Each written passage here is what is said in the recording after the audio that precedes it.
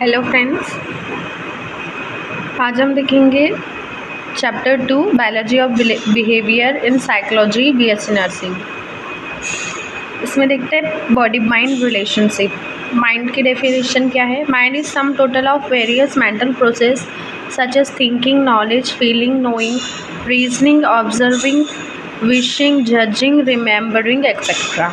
ठीक है, सारी जो मेंटल प्रोसेस होता है उसका टोटल को माइंड कहते हैं। Mind is regarded as the function of the body. It does not exist apart from the body. Our mind grows as our body grows. It become more complex with advancing years. Mind के क्या क्या level होते हैं? Conscious, semi conscious या subconscious, जिसे pre conscious भी कहेंगे, और थर्ड है कॉन्शियस माइंड। कॉन्शियस क्या हुआ? The conscious mind involve all the things that you are currently aware of and thinking about. Semi conscious या subconscious, in psychology the subconscious is the part of the mind that is not currently of focus or focal awareness. Currently इसमें awareness नहीं होगा। The subconscious mind is the data bank for everything which is not in your conscious mind. It store your previous experience, your memory, your skill. Every time you have when you have an idea or an emotion image from the part, this is the subconscious mind communicating to your conscious mind. Preconscious, a latest part of the brain that are reading available to the conscious mind. For example, one way not be thinking conscious of his address but readily recall it when asked. Unconscious, the unconscious mind defined as a reservoir of feeling, thought, memories that outside of conscious awareness. The unconscious mind consists of the process in which mind which occur automatic and are not available to introspectum and include through process, memory, interest and motivation. Analysis of conscious mental phenomena, cognition, affect, cognition. These are also known as a way of being conscious. मतलब cognition होना चाहिए, effect होना चाहिए और कोनेशन होना चाहिए conscious mental phenomena के लिए। बॉडी माइंड रिलेशनशिप क्या हुई? The body mind connection is the link between a person thought, attitude and behavior and their physical health.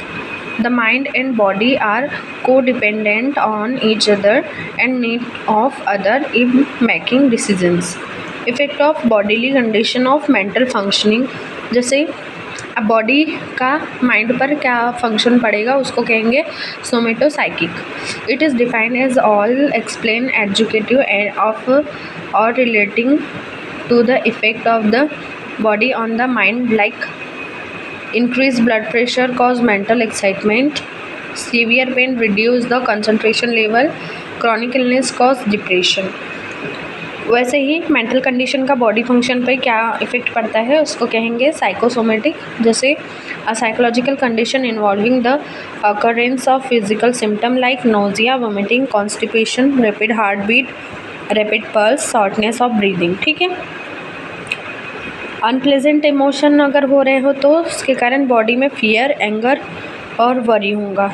Irritability, insomnia, headache etcetera. Deep thinking and concentration can cause physical strain. Relationship between body and the mind has effect on health and illness. If the relationship is harmonious, it lead to good health. If all the body and mental process are working within normal range, the individual will have a good health. The nurse should understand the interrelationship between the body and the mind. It is always necessary to study the patient's physical and psychological problem in order to provide comprehensive care.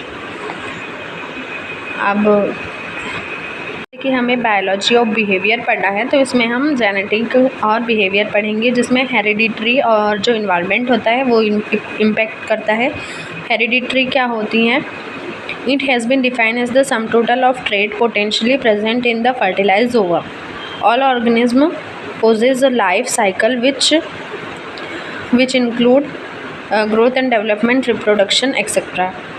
These include quality of organism and their basic properties are transmitted by means of heredity. Mechanism of heredity में क्या देखते हैं, जैसे एक sperm और ovum के मिलने से फर्टिलाइजेशन होने के बाद जाइगोट बनता है. जाइगोट के बाद फीटस जो डेवलप होता है उसमें मतलब जाइगोट जो बना है उसमें अब क्या रहते हैं 23 pair of chromosome mother side से होते हैं, 23 pair of chromosome father side से, दोनों मिल करके ही एक ओवम बनता है. ठीक, वो जाइगोट बनता है. ठीक है, अगर पेयर में XX क्रोमोसोम होंगे, देखिए यहाँ पर देखते हैं, जैसे फीमेल है 23 pair of XX chromosome, male है 22 pair of XX chromosome plus 2 single chromosome represent by X and Y the sex chromosome. तो ये हेरिडिटी की मैकेनिज्म होती है. ठीक है, एनवायरनमेंट क्या होता है? Environment cover all the outside factors that have acted on the individual since he beginning life. दो टाइप के इन्वायरमेंट होते हैं, इंटरसेलुलर, इंट्रा यूटेराइन इन्वायरमेंट. फिर होता है थर्ड एक्सटर्नल इन्वायरमेंट और फोर्थ है साइकोसोशियल इन्वायरमेंट. तो पहला intercellular environment, it relates to embryonic development. Intra uterine जब जो फीटस होता है वूम में ग्रो करता है. In the वूम the growing organism is surrounded by amniotic fluid and attached to the mother by the umbilical cord. Growth of the embryo depend on the nourishment provided by the mother and psychological and physiological state of mother during pregnancy of her habit and interest all influence the development of the child. External environment, देखो environment के 3 type, intercellular, intra uterine और external environment. External environment के 3 type, physical environment, biological और psychosocial. तो physical environment में water, air, housing, soil, climate, heat, light, noise etcetera. Biological environment, it is necessary that the child should be allowed to growth in a good healthy biological environment like plant, animal, insects, bacteria and viruses. Psychosocial environment, it include culture, value, habit, belief, attitude, custom, religion, education and occupation, social and political organization. ठीक है, hereditary और environment में क्या interaction होता है? Each individual entered the world with certain hereditary characteristics transmitted to him through his parents. Everything he does as a child or adult results from the complex interaction between heredity and environment. The relative influence of heredity and environment differ from one individual to another and from one human trait to or a condition of another. Heredity and environment are interdependent force. Heredity provides the raw material from which a person is made. Our inheritance prescribe the limit beyond which it may not be possible for any individual to develop. However, wholesome and stimulating the environment, heredity and environment are equally important in shaping the temperament of the child. ठीक है, psychology of sensation में देखेंगे कि जो 5 main sensation होते हैं उनका psychology पर इम्पैक्ट पड़ता है उनके प्रोसेस के द्वारा. ठीक है, मस्कुलर कंट्रोल ऑफ बिहेवियर का होगा, जैसे our behaviour involve action of different part of our body. We move our limbs when we take bath, race, run on our walk. Beside outward movement of our limbs there are movement of our internal organs in digestion, breathing and blood circulation. There are movement of internal organ and tissue. Our muscles are responsible for the bodily movement external and internal. Control था behaviour पे, वैसे glandular control होता है, जैसे कि there are 2 major system for sending signal to body muscles gland and organ. One is the nervous system and the other is the endocrine system. ठीक है, इसमें जो ग्लैंडुलर कंट्रोल में आएगा नर्वस सिस्टम और एंडोक्राइन सिस्टम, जैसे उससे brain के एरियाज आ जाएंगे. ठीक है. General characteristic of sensation, intensity, absolute threshold के साथ सेंसेशन होते हैं. फिर देखते जैसे कि टाइप ऑफ सेंसेशन और सेंसरी डिसऑर्डर भी आता है, जिसमें स्किन सेंसेशन, स्मेल और टेस्ट,